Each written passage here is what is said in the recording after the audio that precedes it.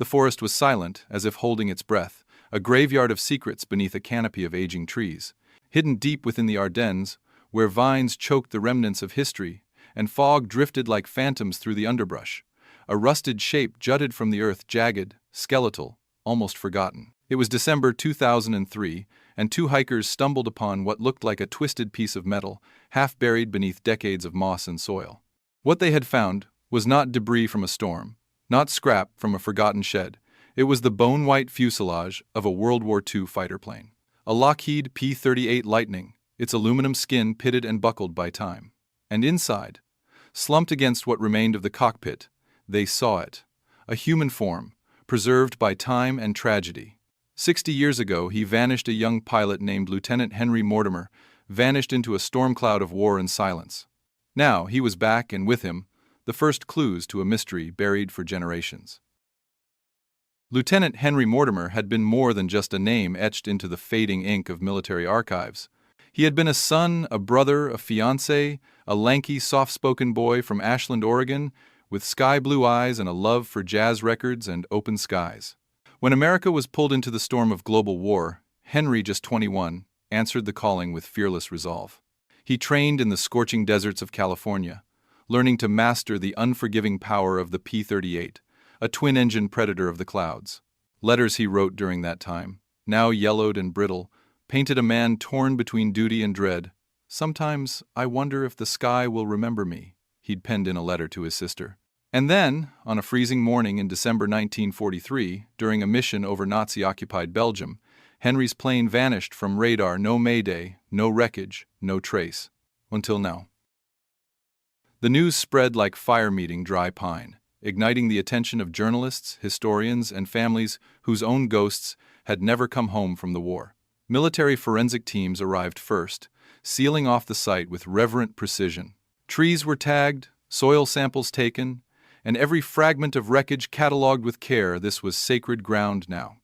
The skeleton in the cockpit was clad in remnants of a flight suit, dog tags still clinging to his chest like they'd never let him go. Lieutenant Henry Mortimer. The name confirmed by metal and memory. Among the debris, inside the crushed compartment behind the pilot's seat, investigators discovered something else, something no one had expected. A rusted metal box, sealed with corroded latches and lined with oilskin. Inside, faded by age but miraculously preserved, lay a leather-bound notebook filled with Henry's handwriting, his final thoughts, his final hours. And in the margins, scrawled in trembling ink, a message that would turn history on its head: "I wasn't supposed to be flying that day." That single line cracked open the official narrative like a pane of glass under pressure. "I wasn't supposed to be flying that day," a quiet confession buried in the aftermath, a whisper against the roaring silence of war. Investigators pored over mission logs and dispatch records from December 14, 1943, housed in brittle folders inside the National Archives. What they discovered threaded doubt through decades of assumed truth. According to squadron records, Lieutenant Mortimer's assignment had been scrubbed due to engine malfunction the night prior. He was not on the day's flight roster, and his commanding officer had filed no report of changes. So why was he in the air? Who cleared him?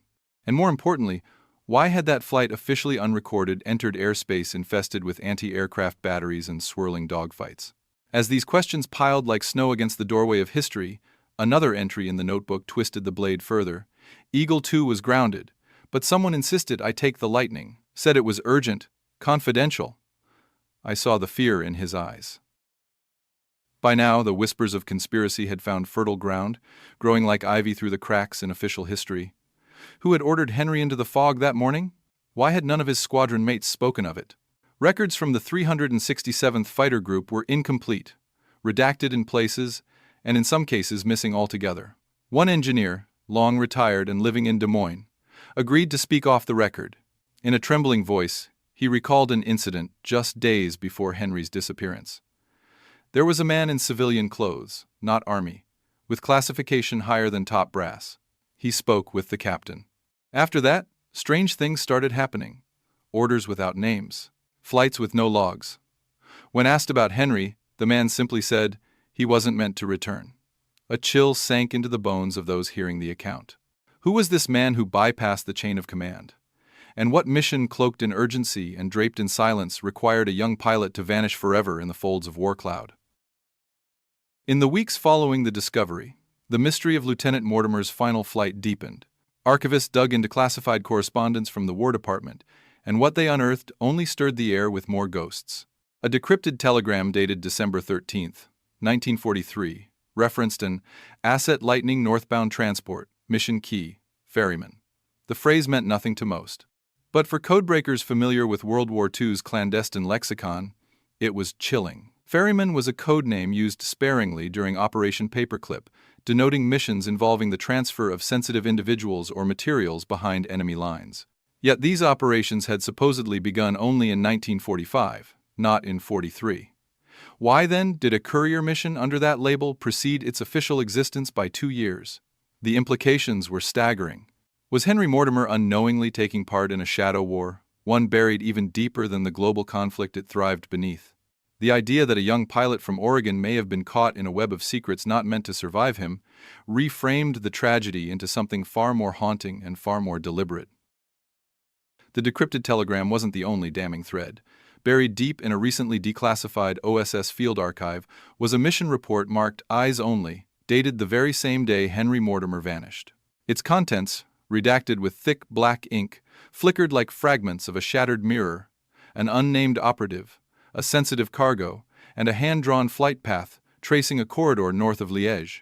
The signature at the bottom was illegible, but the initials typed just above it were E.L. Some historians suspect this referred to Edward Lansdale, later infamous for his involvement in Cold War psychological operations. But in 1943, Lansdale was a rising ghost in the newly forming intelligence networks. If this theory held true, then Henry's mission was not only real, but life-altering in its scope. His disappearance was not a misfortune of war, but a silencing the sky, swallowing truth under layers of cloud, fire, and intent. And then came the most disturbing revelation of all. The notebook, under ultraviolet light, revealed watermarked letters barely visible to the naked eye. Coordinates, names, and the haunting directive, "Do not return." The phrase "do not return" echoed like a commandment etched into the margins of history, trembling between warning and finality.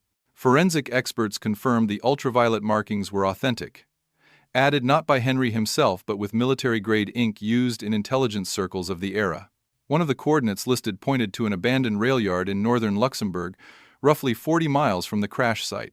In the bitter chill of January 2004, an interdisciplinary team composed of military historians, archaeologists, and intelligence historians descended on the location. What they unearthed was almost mythic. Hidden beneath decades of earth and ruin was a steel hatch, rusted but intact, leading to what appeared to be a forgotten weapons cache. Inside were crates, each marked with German and English directives, holding the remnants of advanced radar jamming equipment, and sealed canisters labeled in stark, ominous print, "Biohazard unauthorized access is a federal offense." The equipment was years ahead of its time, but it wasn't the technology that chilled the bones of the researchers. It was the passenger manifest they found, naming a captured Nazi scientist presumed dead in 1942. The implications were clear. Henry Mortimer hadn't just been flying a plane, he'd been escorting a secret, one worth killing for, one still echoing in the quiet horror of that forest clearing. Newspapers called it a Cold War ghost, born 2 years too early. But those closest to the story knew better. This was no anomaly of time or coincidence. It was intent, buried. In trying to trace Henry's life in the final weeks before his disappearance, researchers turned to letters exchanged with his family and fiancée, Margaret Calloway. Her final letter, returned unopened, arrived 2 days after he vanished. "You sounded far away in your last note," she had written. "I don't know where the sky ends and you begin anymore." When contacted, Margaret, now in her 80s and living in a care home outside Portland, wept at the image of Henry's handwriting returning from the dead. Through fragile tears, she recounted a phone call he had made 4 days before the mission, cryptic, urgent. "If anything happens, look in the record sleeve of Autumn in New York," he told her. Investigators raced to locate the physical album, stored among Margaret's few possessions. Inside the frayed vinyl cover, folded in halves and yellow with time, were 2 Polaroids and a folded operations pass with no name, just the word ferryman. The photographs were grainy but unmistakable. One captured the silhouette of a P-38 Lightning in low descent, its sleek frame nearly lost in a wreath of fog. The other showed the blurred figure of a man, tall, uniformed, standing beside what appeared to be a covered cargo pallet, flanked by two others with faces obscured by shadow or time. The operation's pass bore a date stamped in red, December 13th, 1943. But the most jarring detail was found scribbled on the backside of one Polaroid, a phrase that felt like a scream across generations. "He said the world would burn if I spoke." Investigators were stunned. How had this ended up with a grieving fiancé? Who had slipped it into a jazz record sleeve, meant only for love notes and longing? It became clearer with every discovery that Henry Mortimer had not been a victim of bad luck or pilot error. He had stepped into a story crafted by darker hands beneath the visible war, a story of men traded for secrets and skies turned into graves. But even buried, even forgotten, Henry had left behind a trail, fragile, fading but enough. Enough to whisper, across time and shadow, that he tried to tell us. And maybe he's still island. The story took another staggering turn when a newly discovered audio reel surfaced from the attic of a deceased intelligence officer's estate in upstate New York. The reel, labeled Session H. Mortimer, 12-12-43, was recorded just 2 days before Henry's disappearance. The voice, shaky but unmistakably his, offered a fragmented testimony. Static pulsed through the recording like a heartbeat. They said, "I'd be safe. Just a courier." They said she'd be protected if I agreed. Then silence. Then a final breathless whisper. "It's not just a war of nations. It's a war of truths." Experts authenticated the reel, confirming its creation date with period-appropriate recording materials. Analysis of background noise suggested the location was a military hangar, most likely in Nancy, France. This wasn't just a transmission from a haunted past. It was a plea, a fragmented last will of a man dragged into the maw of conflicting loyalties, sacrifice, and betrayal. And still, one question burned brighter than all others. Who was she? Margaret Calloway had lived most of her life without knowing who or what had taken Henry from her, but now, as the weight of the years pressed gently against her frail frame, she uttered a name she had not spoken in 6 decades. "Evelyn," she whispered. Not a rival, not a lover, but Henry's younger sister, presumed dead before the war in a fire that had consumed their childhood home. Official records cited accidental causes, but Margaret recalled the way Henry shook while telling her even then that nothing about that night felt right. Fewer still knew that Evelyn had shown signs of rare aptitude for cryptography, trained quietly by advisors who first discovered her talents through ciphers solved in local newspapers.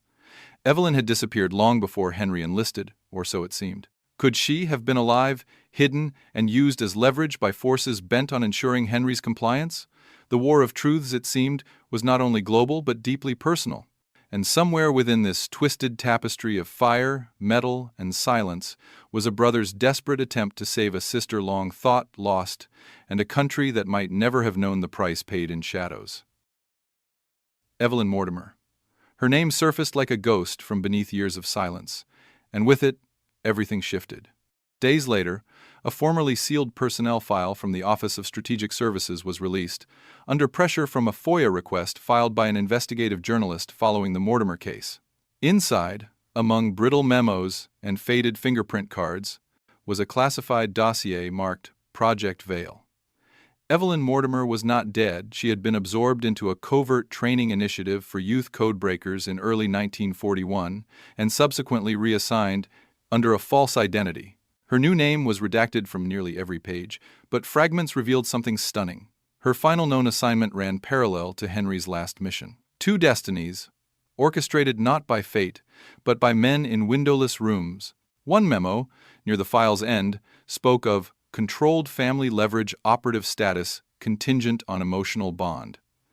That was the weapon, not a gun, not a plane, but a sibling's love wielded like a blade of obedience. Henry wasn't just delivering secrets, he was shielding them. Evelyn's life depended on it. But if she lived, if she truly vanished into the darkness, only to emerge again with another name, then the question eclipsed even the corpse in the cockpit. What truth was so dangerous, so damning, that a nation would bury it behind forged death certificates and shattered families? The search for Evelyn became an investigation unto itself, a pursuit not of a woman but of a phantom whose trail had been deliberately erased. Digital forensics experts poured through intercepted German communications, declassified UK wartime records, and obscure French resistance logs. Threads began to emerge references to a female signals analyst operating under the codename Thistle, active in early 1944 near Luxembourg, and later believed extracted through a covert Allied corridor, codenamed Ariadne's thread. Whispered reports tied Thistle to the disruption of several critical Axis movements, including the ambush of a Nazi transport convoy carrying unidentified scientific personnel. The timing aligned almost perfectly with the remnants found beneath that steel hatch in the rail yard. If Evelyn was Thistle, and if she was successfully exfiltrated, then Henry's flight was not the end of a tragedy, but the turning point of an invisible victory. And yet, no document confirmed her survival. No face ever reappeared in the war's aftermath. Only a single torn page from an OSS internal log, discovered years later in a mislabeled folder, bore the words, "Thistle has crossed, Mortimer cost acknowledged, do not pursue." For decades, that final line, "do not pursue," stood like a gravestone to curiosity, a command wrapped in warning. But curiosity is not a thing easily buried. In the spring of 2005, an anonymous tip arrived at the desk of a retired intelligence analyst, now turned historical consultant. It included only coordinates, a set of alphanumeric codes, and a single sentence typed on aged onion skin. "You seek Evelyn, but she knew you'd never find her." The coordinates led to a countryside villa in southern Portugal, long since abandoned. Inside, in a hidden compartment beneath loose floorboards, they found one last artifact, an aged brooch, worn but unmistakably identical to the one Evelyn wore in a childhood photo, tucked inside her final school report card. Next to it lay a sealed envelope bearing the embossed seal of the OSS. Unopened with trembling hands, it was passed from the finders to the historians, to the analysts, to the few who still cared to chase whispers. When opened, the letter inside revealed the last living echo of a tale too tangled for one voice. He flew not to flee, but to shield. I listened from behind false names, watched from shadows. The truth is not yours to own, only to carry. Let this be enough. It was unsigned, but the initials curved at the bottom EM were message enough. And in that moment, history tilted yet again, not with the force of gunfire, but with the fragile resistance of memory refusing to die. But for some, it wasn't enough. Beneath all the files, all the footnotes, all the suppressed truths and once buried wreckage, there remained a final void, a moment not yet understood. What exactly happened in the skies above the Ardennes that morning in 1943? Radar operators stationed at the Chivres airfield had reported faint blips near Sector 9 Charlie irregular, undetectable with standard tracking equipment, but notes indicated they were dismissed as atmospheric anomalies. One surviving technician, found in a care facility near Lille, could barely speak but mouthed a word again and again when shown a map of the flight path: refraction. Analysts today interpret the irregularities as possible interference from the radar, jamming tech discovered in the cache, suggesting Henry may have activated it mid-flight. If so, it raises haunting possibilities. Did he attempt to vanish intentionally? Did he know the woods below would become his tomb? Or was he shot down by a force that needed silence more than survival? Nothing is conclusive. Only this: the Lockheed P-38's final descent was not fast, but planned, controlled, and angled to land, not crash. And in that quiet forest clearing, wrapped in vines and waiting snow, perhaps Henry Mortimer guided his vessel to Earth not in surrender, but in defiance. A pilot not crashing, but delivering his final message beneath the soil of secrets. And maybe that's where truth must sometimes go underground, rusting under moss, waiting for footsteps brave enough to find it again. Years later, in a museum tucked away in the outskirts of Brussels, beneath glass thick with fingerprints and reverence, sits the battered flight helmet that once crowned Henry Mortimer's head. It rests beside the faded photographs, the cracked dog tags, and the rusted box that held whispers of missions never meant to be remembered. School children pass it by, unaware of the war waged not only in skies, but in silences. Yet every once in a while, someone lingers, someone who sees not a pilot, but a story no nation could fully tell. In time, Henry Mortimer became more than a casualty. He became a cipher, a vessel of untold truths for those willing to read between the battle lines. And though no monument marks his name in granite across a sunlit field, the forest remembers. The trees lean in. The moss curls softly around shattered aluminum and bone. Because some legacies are not carved in stone, but in the hushed echoes left behind by those who fought wars, no one saw and carried burdens no one was meant to bear. Henry flew into the unknown to protect the fragile thread of truth. And now, step by step, we follow him through shadow, through snowfall, toward the light just barely breaking beyond the canopy. Not long after the museum exhibit was unveiled, a woman in her early 90s arrived unannounced. She moved slowly, a cane in one hand, the other clutching a faded photograph. Her name was never logged, and the staff remembered only that she spoke with a British accent and wept silently before the case holding Henry's helmet. She left the photograph behind, whether by accident or intent, no one knows. The image showed two children on a swing in an Oregon summer, their smiles bright and innocent, oblivious to how the world would twist their paths. On the back, written in an elegant, firm hand, were the words, "For the brother who carried the weight, and the sister who vanished into light." Some truths bloom only after the last word is spoken. Researchers never verified the woman's identity, and no tracings led to her. But many who saw her believe she was Evelyn Older, veiled in time, closing the circle of a promise never broken. And somewhere between the hush of the museum's closing hours and the rustle of trees thousands of miles away, the legacy lingered. Not as a myth, not as a mystery, but as a truth that refused to be silenced. The forest knew, the sky remembered, and in the quiet between history's turning pages, so would we.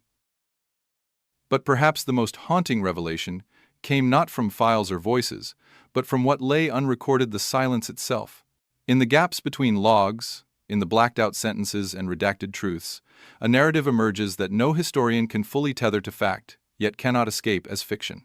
Henry Mortimer did not die nameless in the snow. He did not vanish into a void without consequence. He held the line between knowing and speaking, between duty and quiet defiance. In the decades that followed, as wars ended and new dangers rose, his story remained sealed inside whispers, shadows, and the turned pages of unmarked ledgers. But the plane still rests in the forest, its bones entwined with ivy, its cockpit, a cradle of ashes and testimony. 60 years buried, now unearthed not just in artifact, but in understanding. And as the wind threads its way through the trees above, carrying secrets once prayed never to be found, the voice of a lost pilot lingers still, not in sorrow, but in resolve. Not every war ends with victory. Some end with courage unrecognized, waiting generations to be heard. In April of 2006, a classified memorandum surfaced from the archives of the British War Cabinet, misfiled under agricultural reports. Dated February 1944, it mentioned a clarification effort to erase overlaps in continental operations involving civilian-linked agents, specifically Operation Veil.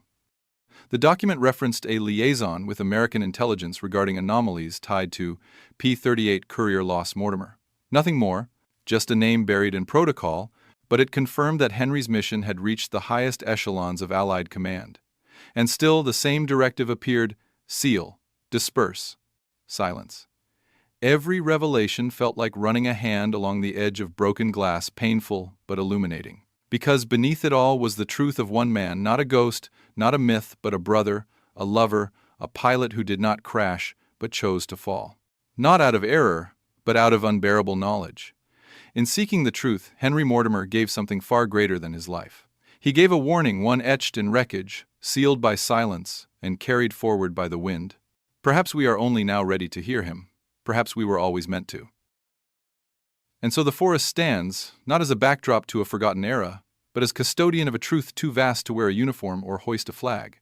The story of Lieutenant Henry Mortimer does not conclude in the rusted rivets of a faded war relic or the brittle pages of mislaid documents.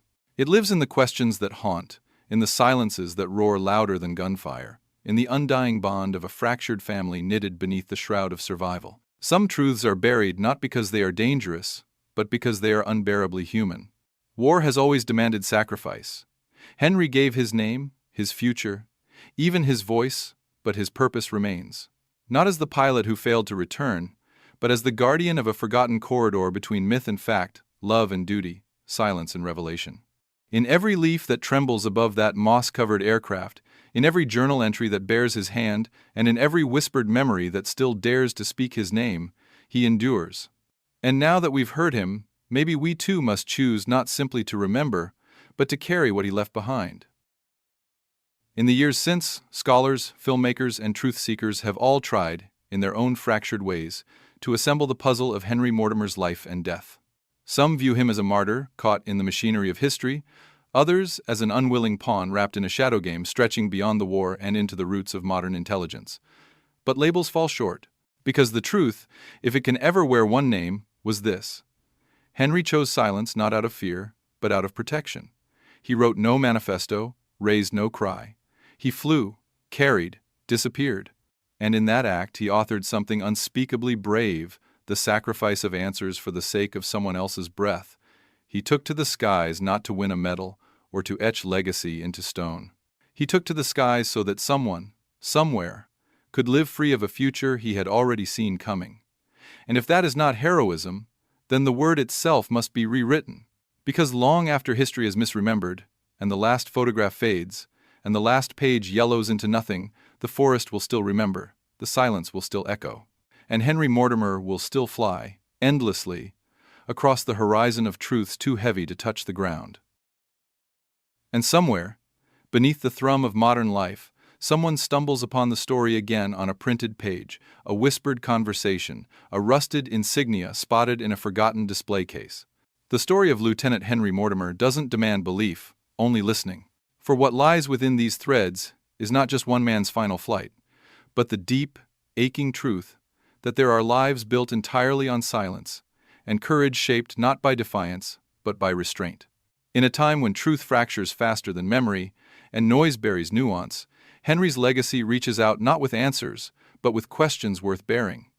Who will protect the truths that can ruin? Who will love someone enough to vanish for them?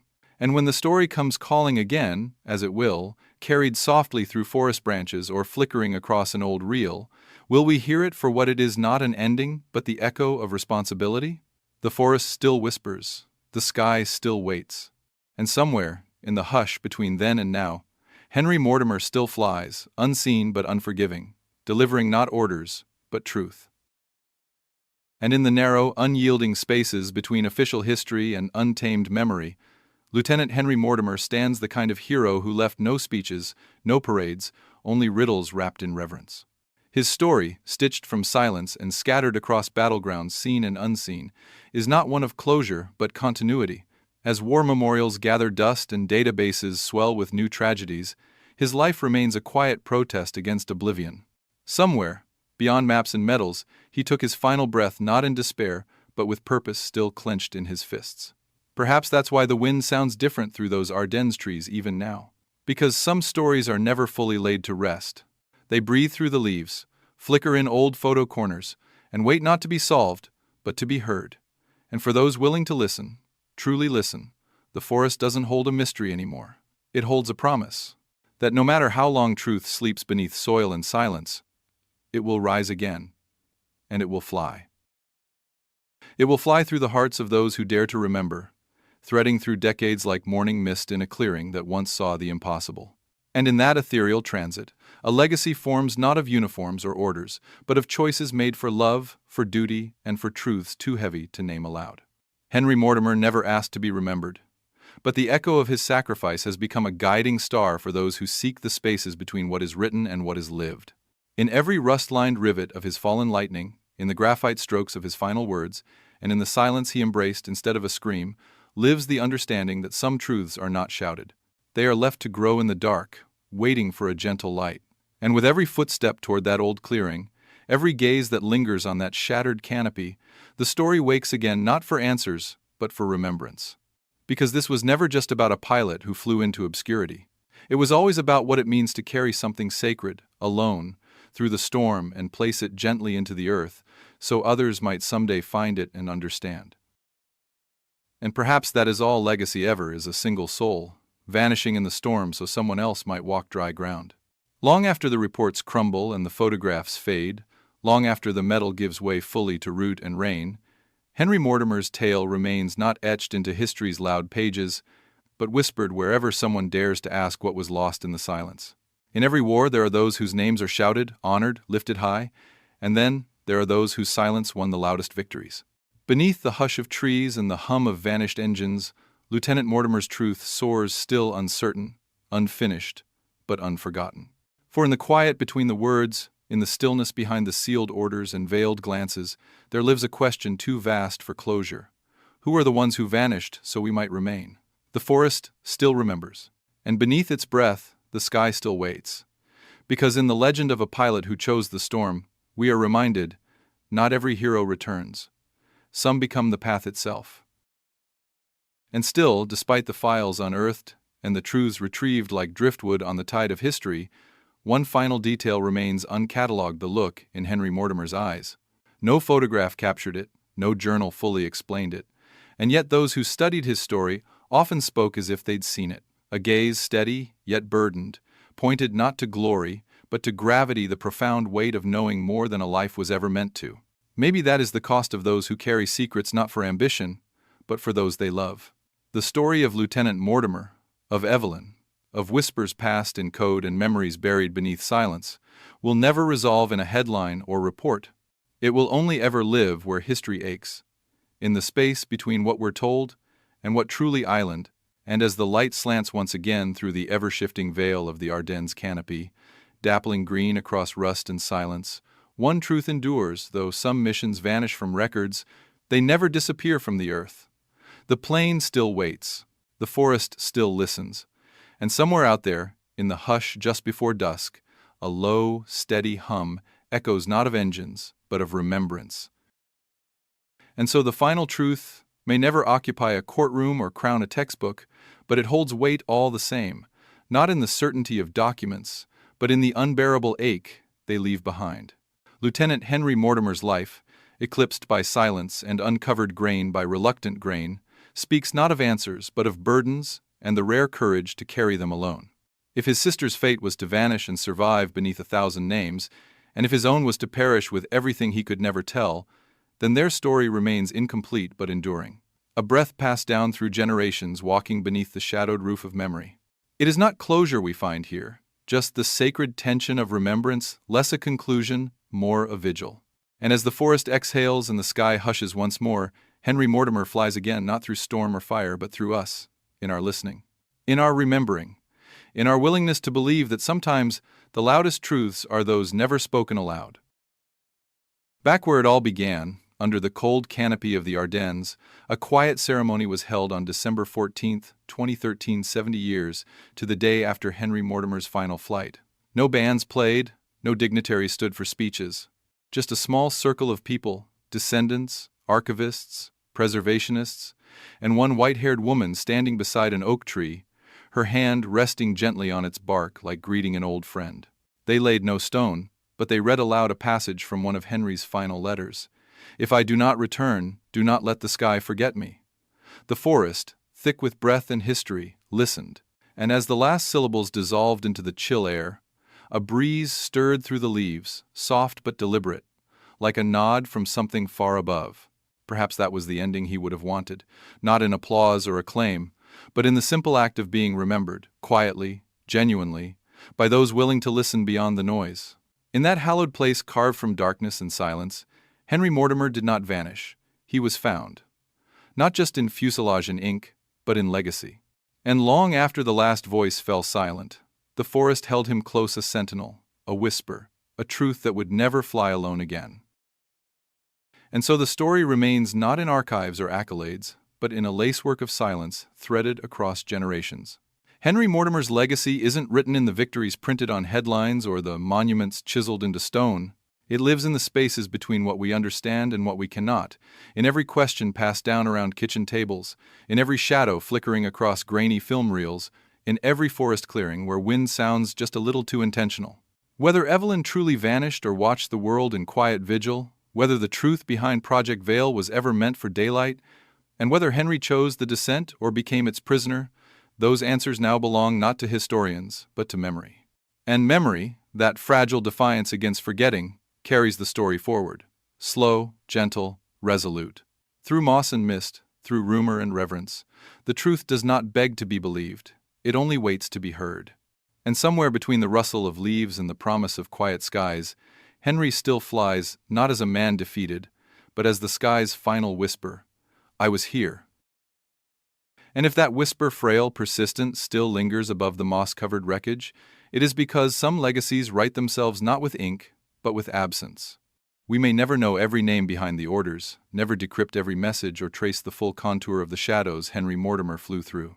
But in returning to the forest, again and again, we affirm something larger than evidence, that stories like his do not vanish simply because they were silenced.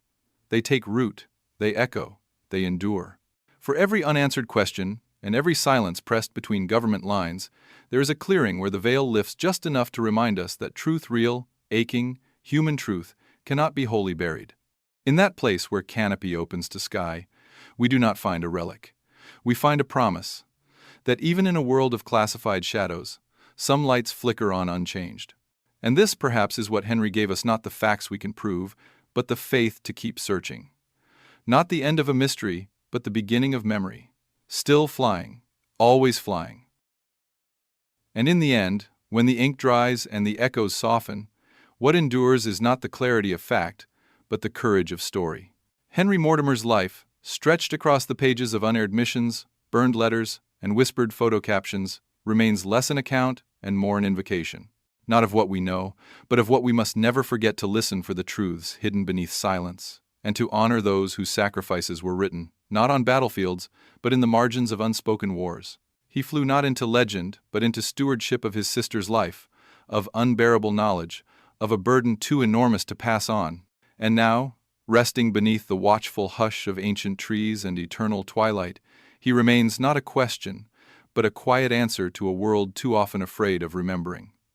The forest watches, the sky records, and we, now keepers of what was left behind, become the final vessel of his flight, carrying it onward, never doomed to crash, only to continue forever aloft on the winds of what could not be silenced.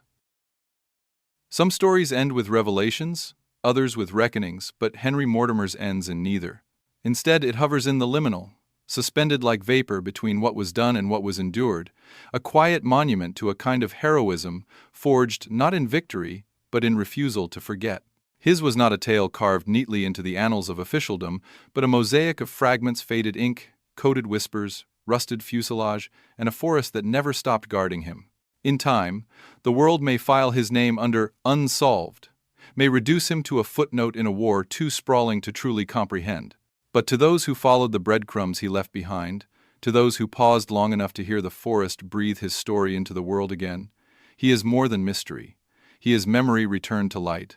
And in a world desperate for absolutes, perhaps his gift was the humility of the unresolved, the recognition that some truths are not puzzles to solve, but flames to protect. So we guard them, and in doing so, we let him fly not into silence, but into eternity. And so we close the canopy, not in finality, but in reverence. The story of Lieutenant Henry Mortimer will never fit neatly within history's boxes, never bow to tidy conclusions or black and white verdicts. It asks more of us to sit with ambiguity, to hold space for those who loved in quiet, resisted in silence, and vanished not for glory, but for grace. In this lingering flight, through decades of half-spoken truths and echoes held in the rusted curve of aluminum bone, we find not an ending, but a reminder that some sacrifices cannot be tallied and some heroes are not meant to return. They are meant to remain woven into the fabric of forgotten battles, hidden corridors, and sister-shaped shadows.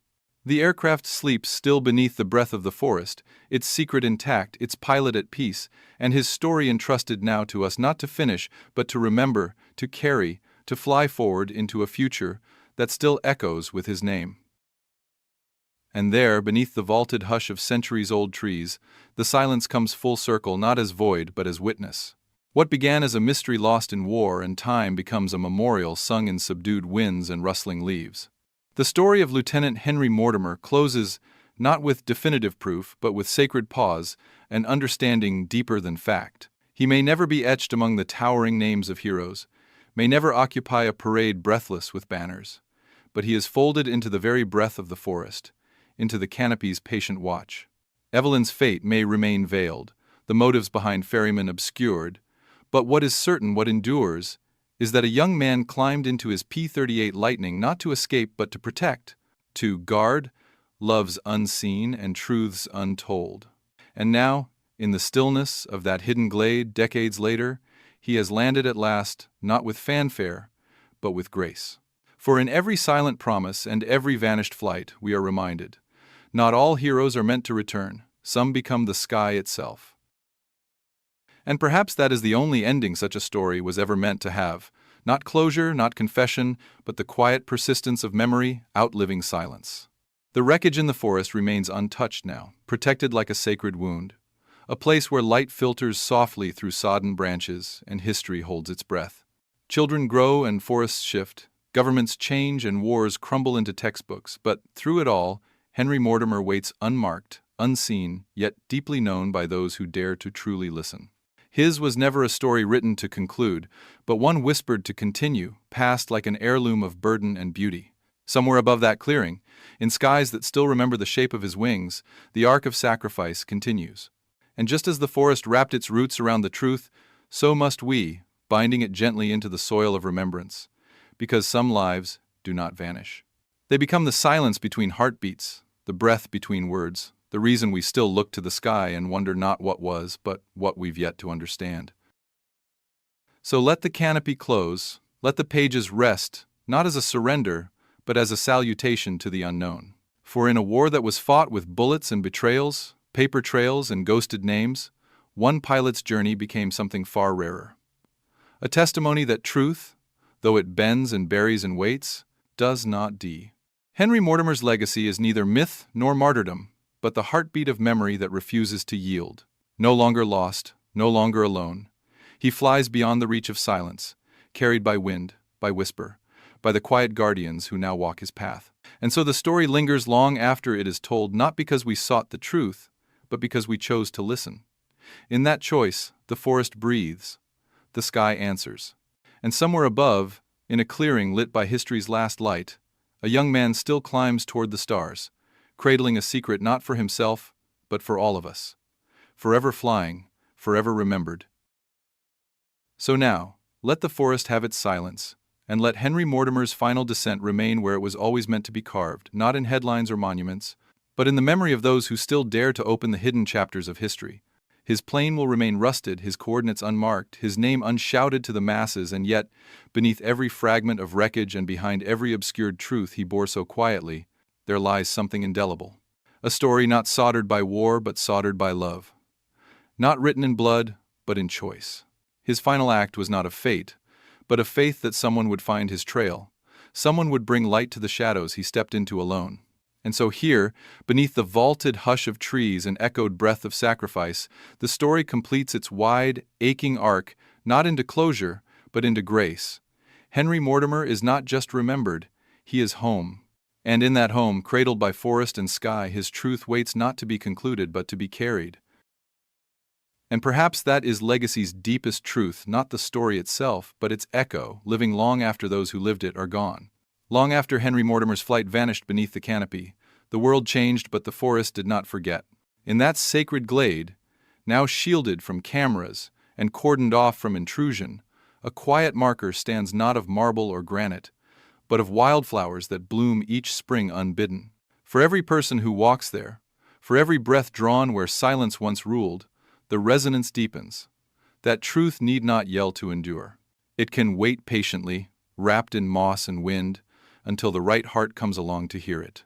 Henry never demanded remembrance, but he earned it nonetheless, not with battles won, but with the unwavering conviction that love and loyalty could outlive even the sharpest shadows. And as the seasons tilt and time presses forward, one thing becomes clearer than ever. This story was never truly about war. It was about a promise kept across decades between brother and sister, between silence and truth, and a pilot who, even in death, refused to stop carrying us home. Let the canopy remain closed now, not as concealment, but as protection, for what rests beneath is not just a relic of war, but a heartbeat still reverberating through the decades. The story of Lieutenant Henry Mortimer, of secrets sworn in code and sacrifices cradled in silence, has found its breath again. Not wrapped in grandeur or epilogue, but in the quiet grace of being understood at last. Some tales are not meant to be resolved, only born, like flame in cupped hands, passed carefully from one soul to another. If history teaches anything, it is that the most enduring truths are not the ones shouted across battlefields, but those whispered through generations, stitched into the fabric of love, loyalty, and silence. And as the forest breathes steady once more, the sky above cradling the fading arc of dusk, we do not say goodbye to Henry Mortimer. We whisper, "Thank you." And we carry him forward, not as a ghost lost to time, but as a light flickering still, fighting still, flying still. So, the story ends not with punctuation, but with breath. Henry Mortimer, lost to time but never to meaning, now rests where no silence can obscure him. He is not a chapter closed, but a pulse that endures inside those willing to carry memory like compass and candle. From cockpit to clearing, from cipher to shadow, he walked a line etched only by devotion, and he held it, alone, so others would not have to. The forest still holds the weight of him. The air still knows the shape of his final descent. And we, now joined in the long echo of his sacrifice, must ask ourselves not merely what happened, but what we owe to stories like his stories that refuse to die, because the truths inside them still matter more than ever. In every untouched artifact, in every stubborn question, in every place where the hush of old trees guards something sacred, we find him. Flying still, light as memory, heavy as truth, whole at last. And so, beyond the final breath of the story, beyond the last swirl of mist where fuselage became forest and silence became scripture, Henry Mortimer remains not as question, not even as legend, but as presence. A presence that doesn't demand solving, only witnessing.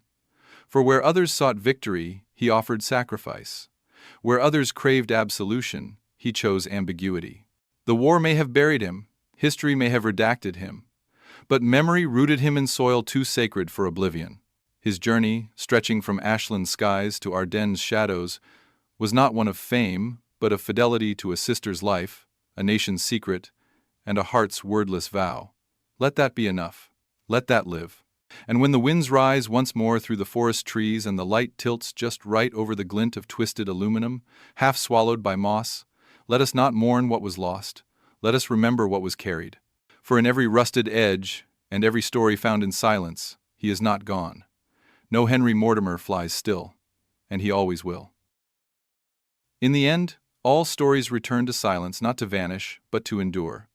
The forest remains, breathing slowly beneath a sky that remembers every vanished name, every last flight walked into secrecy. No monument guards Henry Mortimer's resting place, no fanfare echoes across the glade where his plane sleeps. And still, his legacy lives louder than stone. In quiet archives, in aging photographs, in letters folded and reread until the ink nearly fades, he endures not for what he revealed, but for what he bore, unspoken, unseen. The boy from Ashland, Oregon, the brother, the pilot, the courier of truths, too terrible for the light he never returned home, and yet never truly left. For some stories are not forgotten, only waiting for footsteps among the leaves, for light falling just so between trees, for a name whispered, reverent, into the wind.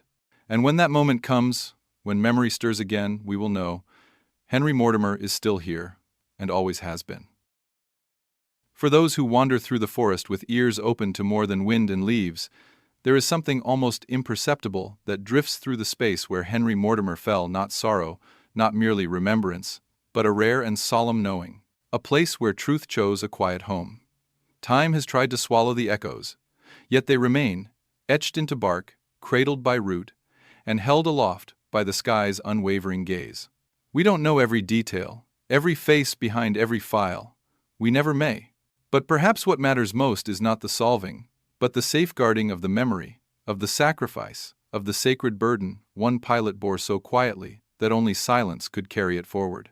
And in that silence, in that breathless stillness high above the canopy, a shadow sometimes crosses the clearing, not of planes, not of ghosts, but of something remembered, something loved. And in that moment, history breathes, and Henry Mortimer, always flying, finally comes home. And so, beneath the hush of towering trees and the rustling breath of centuries, we place the last echo of Henry Mortimer's story not into silence, but into safekeeping. His legacy is not measured by medals or months survived in combat, but by the quiet resilience of memory he left behind. In every breath of wind that filters through the Ardennes, in every shadow cast on moss-covered wings, his sacrifice murmurs like scripture unwritten but everlasting. He was never meant to be found, and yet he was. Never meant to be heard, and yet we listened. The secrets he bore, The love he safeguarded, the descent he chose, all of it now, belongs not just to history, but to all who search for dignity within the untold. Let that be enough. Let that endure. Let it lift, like wings from broken branches, into skies where no name is lost, and where every unspoken truth finally finds its flight. Henry Mortimer is not gone. He has simply become the sound the forest makes when it remembers. In that sacred grove where time refuses to erase, the wreckage no longer tells just of loss, but of devotion undiminished by decay. The forest, ageless and watchful, has become a cathedral of memory, its pews made of moss, its hymns whispered through hollowed trunks, its stained glass cast in broken sky. And within that quiet sanctuary, Henry Mortimer is not buried, but eternal. Not in marble, but in meaning. He is every pause before confession, every silence between the lines of truth and duty. He is the promise that not all sacrifices demand recognition, only remembrance. And as the wind stirs softly through the trees once more, we cannot help but look up, searching the sky not for answers, but for acknowledgement that somewhere, perhaps just beyond the reach of sight, a lone aircraft still glides through the clouds, delivering a truth no war could destroy. Flying still not toward history, but into a memory lit not by spotlight but by reverence. Always flying, always remembered, always home. And perhaps that is all a story like this ever asked to be born, not broken apart, to echo, not end. In the hush that follows the telling, we do not find resolution, only resonance. Henry Mortimer's life, tangled in secrecy and tethered to love that defied orders, becomes not a cautionary tale or a heroic ballad, but something rarer human truth, quietly endured. It is no longer about files or findings or even justice. It is about what one life can mean when lived in service of something sacred. Not empire or vengeance, but for another heartbeat, for a sister's name, for the grace of letting go without being forgotten. And so we walk away from the canopy now, not with closure, but with care. Carrying not evidence, but honor. The wind continues to speak if you let it. The forest listens if you stop long enough. And somewhere in the great beyond, above memory and mist, Henry Mortimer still climbs through thin air, weightless, secret, eternal, delivering, one last time, the greatest truth he ever knew. Love is the only mission worth never coming back from. And with this final ascent, just as the sky absorbs the last rays of light before surrendering to night, we too let go, not in forgetting, but in faith. Faith that within every forest clearing where stories slumber beneath root and ruin, something luminous waits. Henry Mortimer's journey, veiled in silence and borne on wings not made for glory, does not finish with a line drawn at the edge of mystery. It stretches forward, timeless and tender, sewn into every act of remembrance that dares to hold the complexity of love and sacrifice without demanding neatness. He was never merely a pilot, he was a promise kept. A soul who bore the unbearable so that someone else could exist beyond shadows. The forest will continue its hush, and we will go, hearts fuller, questions heavier, and truths clearer, not because we solved the mystery, but because we walked with it, reverent and awake. And now, the sky takes him again, one last time, forever flying, forever home. So let this be his monument, not stone or metal, but memory, alive and unbending. Let it bloom quietly in the wildflowers that scatter his resting place, and echo gently in the stories told beneath moonlight to those willing to feel the weight of what one man carried so others would never have to. No war etched his truth in metals, no history textbook dares speak his full name, yet there is no corner of the forest Henry Mortimer does not inhabit. He is the soft ache in silence, the shimmer in faded ink, the gravity that bends every whisper toward reverence. His was a legacy not scripted by victors but written in the shadows by sacrifice the purest kind, made not for recognition but for love. And in the stillness that now returns to the Ardennes, where roots wind gently around what remains of him, one final truth rises, that some missions never end because they were never about the destination. Only the choice to fly despite it all, and in doing so, to remind us what it means to truly be brave. Let it be written then, not in ink or stone, but in silence, in sky, in the rustle of branches that lean closer, as though remembering. Let Henry Mortimer's final descent remain not a tragedy, but a truth tether, a quiet defiance held above storm and state, a love carried aloft so powerfully it outlasted the wreck it left behind. We do not need to know every code, every name, every shuttered corridor of power that charted his course. It is enough to know he went willingly into that clearing sky, clutching something more eternal than orders, devotion. And as we close the last invisible page of this unseen archive, may we carry forth not grief, but gratitude. Gratitude for a man who flew not to conquer, but to hold fast the fragile threads others could not. In every breath of the forest, in every shadow beneath the canopy where light dares not intrude, Henry Mortimer endures. Not as debris of history, but as the sky's first and final whisper. Remembered, loved, eternal. So let this be where we land, not with a flare of finality, but with quiet flight into remembrance. The story of Lieutenant Henry Mortimer began in war, unraveled in whispers, and soared through decades on the strength of what he chose to carry and what he chose to leave behind. We may never open every locked file, never trace every shadow or speak every name, but we know this. Someone once flew into the unknown, not to be seen, but to safeguard what he loved more than himself, and now, buried not in stone, but in the breath between trees and the hush of ever-turning skies, his legacy lives not as a relic, not as proof, but as presence. The wreckage sleeps, but the story never will. And in every soul that dares to remember, to wonder, and to walk beneath that gray-green canopy with reverence in their breath, Henry Mortimer flies again. Mission unnamed, bearings infinite, destination, truth.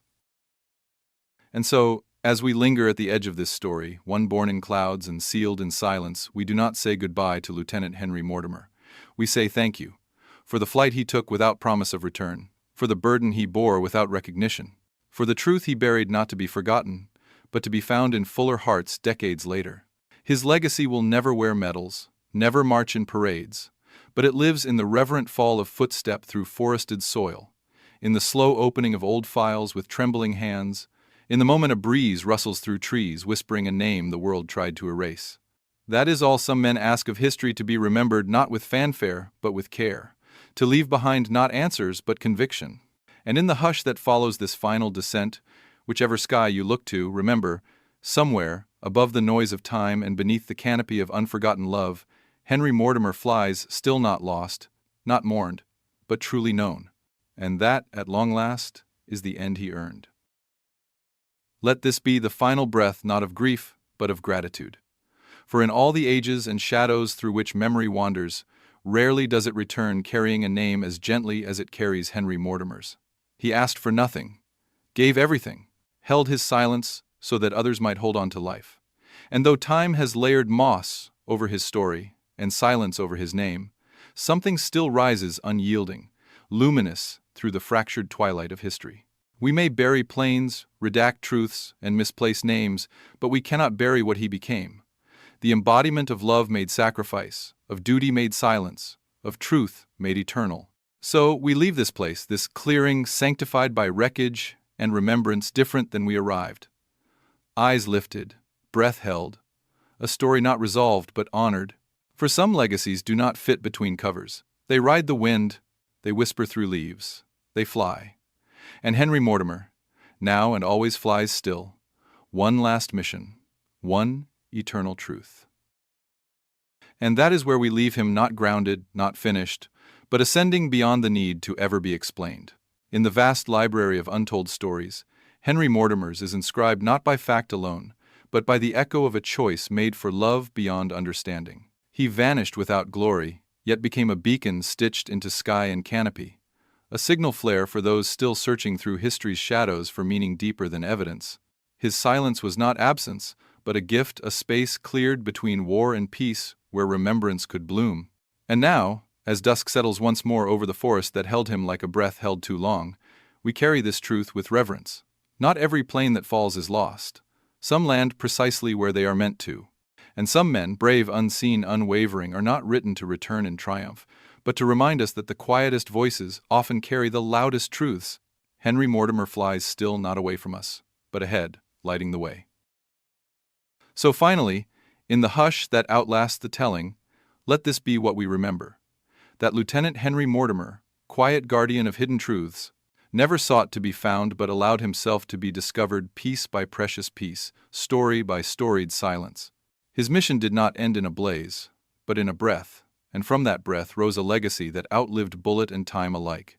Because in the end, The greatest truths are not shouted or worn like medals, but woven into the hush beneath old trees and the tears shed over letters returned unopened. He was a son, a brother, a voice lost in the storm, and a light that storm could not extinguish. And so as the forest exhales once more, as dusk settles like a blessing over the moss and metal that cradle his last descent, we know some stories don't end. They quietly ascend. And Henry Mortimer, ever skybound, flies still not into darkness but into history's waiting light. So, let us walk away now, not from the wreckage, but into the resonance it leaves behind. What Henry Mortimer gave us was not an ending etched in certainty, but the intangible legacy of devotion in its purest form, the quiet, relentless kind that breathes in the spaces official history dares not enter. He flew not above the war, but through it, carrying not only confidential directives and fragile promises, but the unbearable weight of love too fierce to name. Beneath the mossy hush of the Ardennes, his memory lingers not as a ruin fallen, but as a light buried gently that others might someday see. The forest has kept his truth with reverence. We, now, must carry it forward with care. And when the wind shifts just so, and the canopy sways beneath a sky brushed with memory, we will know he is not gone. He is aloft, faithful still, flying still, forever. And so, with the weight of silence finally spoken through moss and memory, the story of Lieutenant Henry Mortimer completes its endless circle, not closed, but whole. What began as a rusted shard buried beneath the Ardennes has risen into something enduring, not just a tale of war, but one of love unshaken by time, duty untouched by acclaim, and truth too sacred for simple telling. We part not with goodbyes, but with a reverent nod toward the clearing where sky meets soil and sacrifice breathes in the hush of trees. No plaque can carry what his heart bore, no archive can bind what he chose to set free. Yet here we are, witnesses not to a crash, but to a covenant, a promise kept through veiled missions and vanished hours, through one final flight made not for glory, but for grace. And though the forest grows thicker, and the world turns faster, one truth remains unshaken beneath the canopy. Henry Mortimer flies still, in memory, in silence, in eternity. So let the forest be the final page unwritten, eternal turning without hands, without ink, but with purpose. Let Henry Mortimer's name pass not into legend, but into something gentler, deeper, truer, the unspoken courage it takes to surrender one's future to protect another's present. His was a mission flown beneath the surface of history, illuminated only by the slow, devoted burn of memory reclaimed. If this was his final descent, it was also a quiet ascent for him, for Evelyn, for all who have ever chosen silence as shield. Let the moss wrap his story, let the trees echo it to the sky, and let those who find it in the stillness know, you walked where love once flew. The wreckage remains, not broken, but consecrated. The truth is not lost, it is cradled in root, in rust, in reverence, and in every breath of wind that stirs the boughs above that sacred place, one enduring note soars high and free. Henry Mortimer is home, flying still, carried forever. And as the wind carries the last echoes of a name once buried by war, we understand now that Henry Mortimer's story was never about vanishing, it was about remaining, in the only way the truest stories do. Not perched in the bright glare of history's spotlight, but nestled in its shade, where resilience thrives and legacies outlive legend. He was not a soldier of loud victories, not a pageant hero crowned in brass and ceremony. He was a guardian of silences, a keeper of love, a pilot who chose weight over reward. His wreckage may never be moved, his face may never be carved into stone, but every time wind stirs through that hidden grove and the branches bend as if in reverence, something inside us remembers. Not the battles won, but the burdens borne. Not the speeches, but the silences. And from that place between sky and earth, between secrets and sacrifice, Henry Mortimer lifts once more, not with wings of flesh and fuel, but with the weightless grace of truths finally held, carried forward on memory's sacred breath. This is not the end. It is the beginning of remembering, forever aloft, forever true. So let the final leaf fall gently across the resting place of a story weathered by time, carried by memory, and kept alive by those willing to listen. In Henry Mortimer's quiet defiance, in every word he could not say, and every mile he flew not for valor but for love, we find a truth older than war and deeper than any archive. A truth that asks not for resolution, but reverence. The moss will continue its slow repose around his aircraft's broken form. The forest will breathe, will grow, will wait. But we, who now carry his weight in our own quiet ways, will never see a breeze or a clearing without hearing it, that subtle roar, that sacred hush, that final lullaby of a pilot who refused to let silence claim what mattered most. So let us leave this place, not with grief, but with gratitude. For the sky still remembers, the forest still stands, and Henry Mortimer still flies not into legend, but into the hearts of those who choose, even decades later, to follow the sound of a truth that never stopped soaring. And so, as the final echoes fade into the canopy and the forest exhales its breath of remembrance, we are left not with the memory of a man lost to time, but with the enduring essence of one who chose the shadows that others might live in light. Lieutenant Henry Mortimer's flight never ended, it merely transformed, rising beyond wreckage into the very fabric of what it means to love fiercely and guard quietly.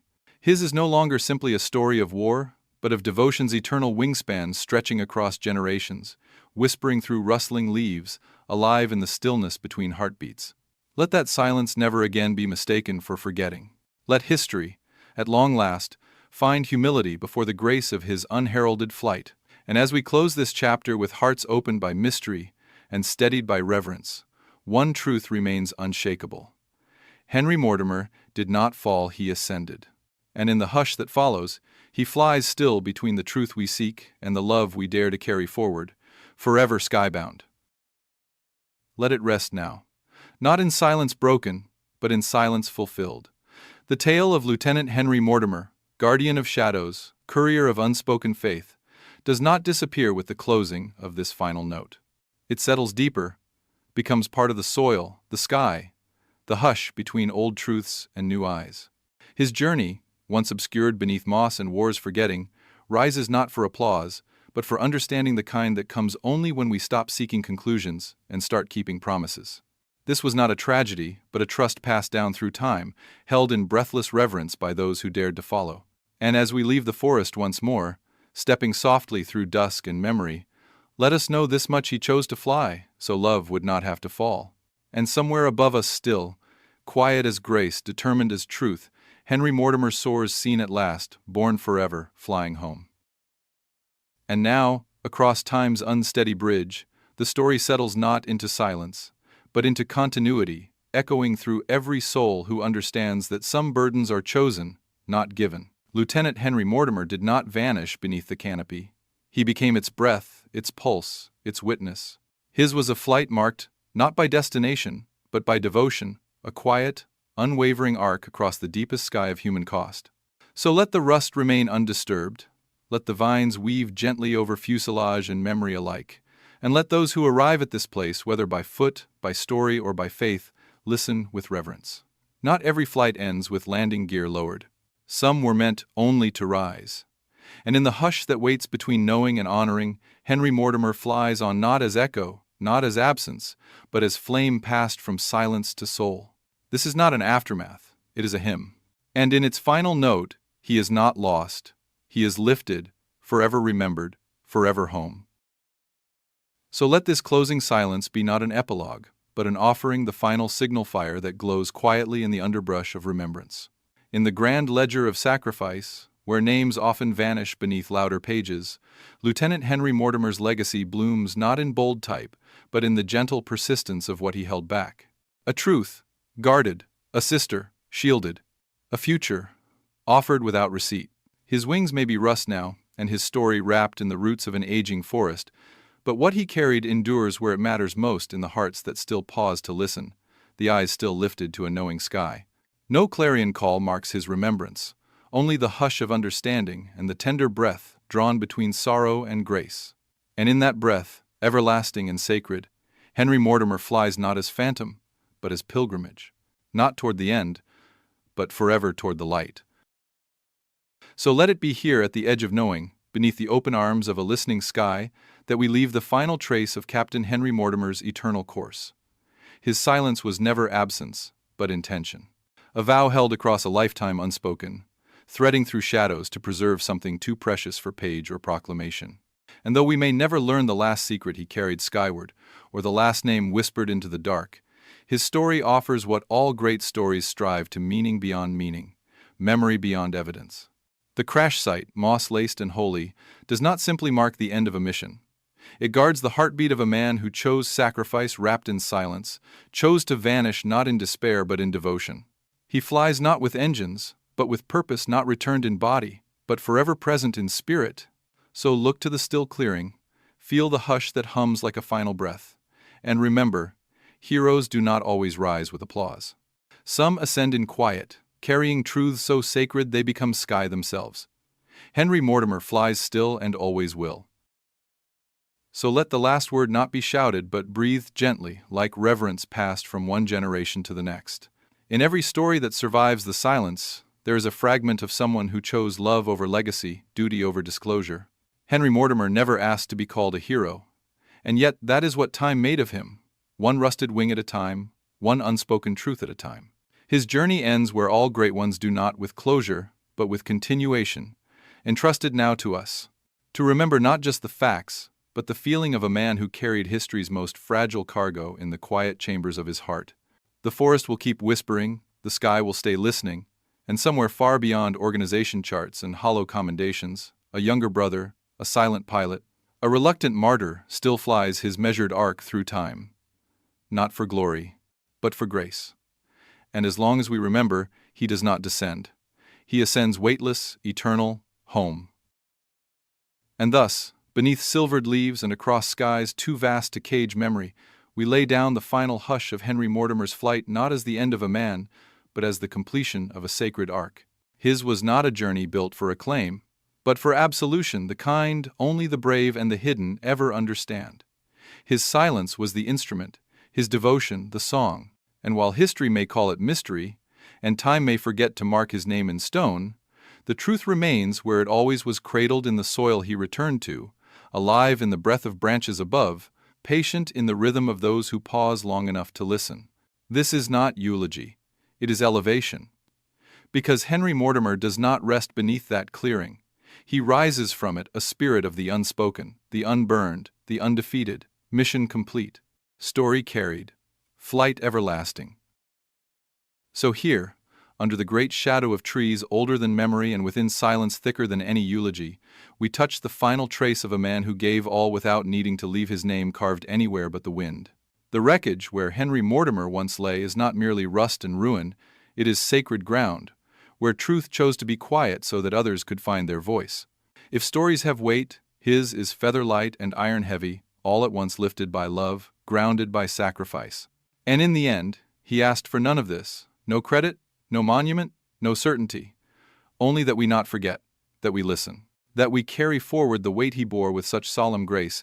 As the forest exhales and history inclines its ear, we know Henry Mortimer does not need to return, because he never truly left. He is the echo in every breath of quiet courage, the reminder that some sacrifices vanish in flame and others in silence. But both, if remembered, take flight, forever skyborne, forever true, forever flying. And so, as history recoils from its own omissions and memory leans forward to embrace what was almost forgotten, we hold the final image not in our minds, but in our hearts, the glint of metal beneath ivy, the quiet hush of trees bearing witness, the gentle weight of love that asked for nothing but endured everything. Lieutenant Henry Mortimer, the boy from Ashland who vanished into fog and silence, is no longer a question lost in time. He is the shape of devotion traced in wind, the solemn beauty of choices made beyond applause. We leave him here, not as debris of war, but as reverence eternal, not gone, but transformed into a presence that hovers always just above the forest floor, where truth rustles beneath bark and breath. In that sacred place, the story ends, not because it is finished, but because it has found rest, because love like his never truly lands, it forever flies, carried in silence, shining in shadow, and held aloft by all who remember. So now we step away, not from the story, but into its sacred afterglow where silence speaks the loudest truths and memory holds the most fragile light. Henry Mortimer does not rest beneath the forest. He breathes within it, in every leaf stirred without wind, in every glint of dusk against twisted steel. His was a mission not to conquer but to preserve love, truth, the kind of unrecorded courage that refuses erasure. The world will carry on, its noise rising, its history shifting, but here, beneath the steadfast watch of trees and time, his presence endures. We do not need new words, only reverence, only stillness. For in that stillness, Henry's story finishes not with punctuation, but with purpose. And as we listen for that final sacred hush, something stirs once more above the trees, a breath, a whisper, a wing beat, flying still, forever. And so, with this final hush descending like dusk over the canopy, we close the living book of Henry Mortimer not in finality, but in fulfillment. His legacy was never meant to roar across headlines or rise in the fanfare of remembrance. It was always meant to whisper, to curl like mist through time, to bloom gently in the stories we pass beside campfires and beneath stars. He did not ask to be found. Yet somehow, by grace and grit and the magnetic pull of unfinished truth, he was, not because the world needed another hero, but because we needed to remember what silent courage looks like, unflashy, immense, unyielding. So let the forest hold him now in peace, its roots wrapping gently around the bones of a life spent in service of something greater than glory.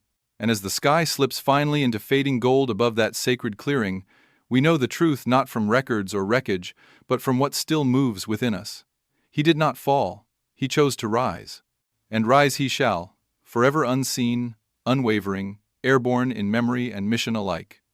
The forest breathes, the silence endures, and Henry Mortimer flies on, always. So let the forest close around him now, like a cathedral sealing its final hymn, not to erase, but to keep. Let the wind carry forward what history could not hold, the echo of a man who vanished not in failure, but in faith.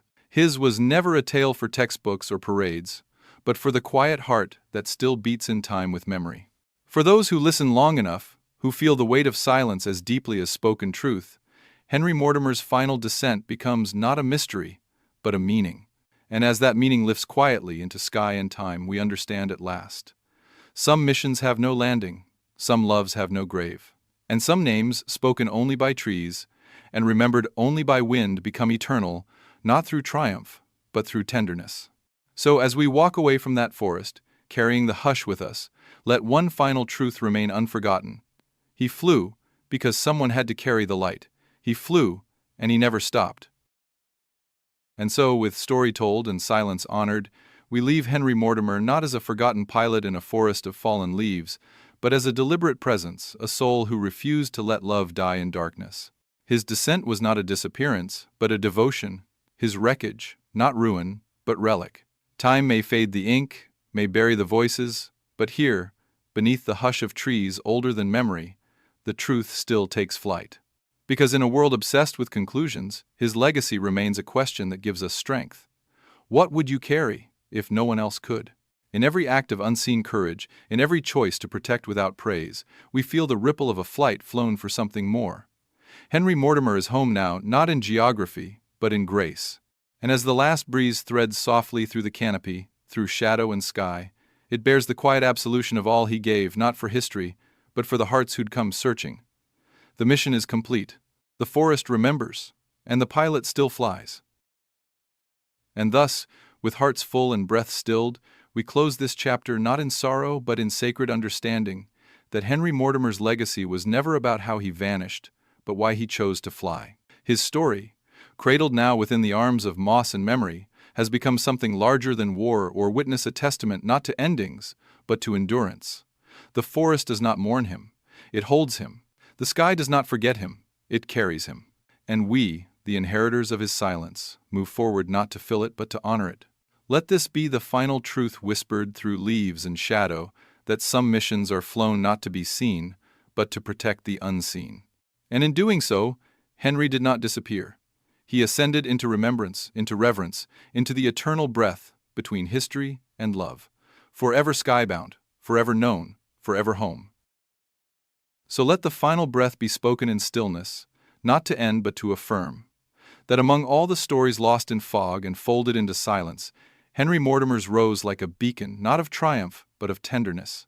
His was not a legend written to awe, but a truth meant to teach how one man, unseen in the sweep of history, held fast to love when everything else demanded surrender.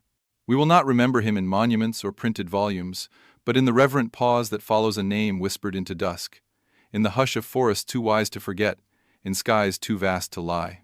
Let his final flight live on, not in thunder or applause, but in the gentle vow we now carry, to cherish the quiet heroes, to listen for the truths that wait in wind and wood, and to honor those who chose to fly, so others might simply live.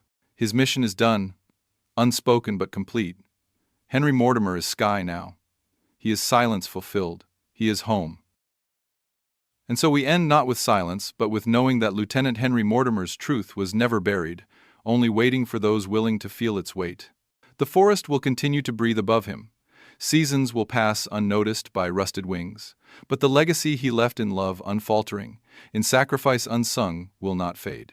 He will never line up in parades or occupy encyclopedias, but he will linger in the spaces where reverence is stronger than recognition. Somewhere high above the canopy, where the air grows thin and time grows quiet, a single contrail arcs through memory's sky, and though we may not always see it, we understand. It is him. It is his story, carried onward by every soul brave enough to listen past the noise. Flight no longer requires altitude, only remembrance. And as we step softly away from the clearing, hearts stilled by truth and lit by grace, we carry him forward. Because stories like his never land, they just keep flying. And now, as the last whisper recedes into the branches and the canopy settles once more into steadfast silence, we step back from the sacred truth of Henry Mortimer, a truth never etched in uniform nor shouted in headlines, but traced gently into time with reverent hands. He flew not because he sought release, but because he bore responsibility. And in that soaring act of love, he became more than legend. He became memory in motion, light housed in quiet places. Let the sky hold him eternally, and let every breeze kiss the leaves with his name. For this is not the end. It is the breath just after, the stillness that keeps stories alive long after pages close. Henry Mortimer does not disappear into the dark. He ascends into meaning, carried by those who remember that silence, too, is a voice and that the truest kind of flight never touches the ground again. He flies, always, forever.